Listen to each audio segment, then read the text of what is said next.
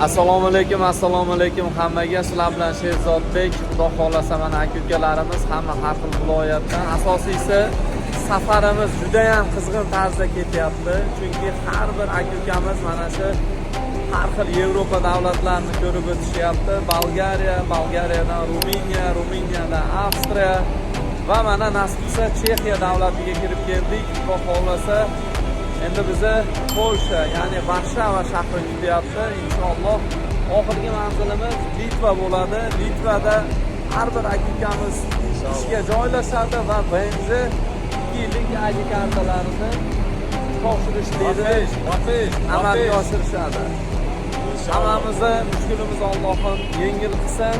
Hammaga omad tilab qolamiz. Sizlar ham kelib qolinglar.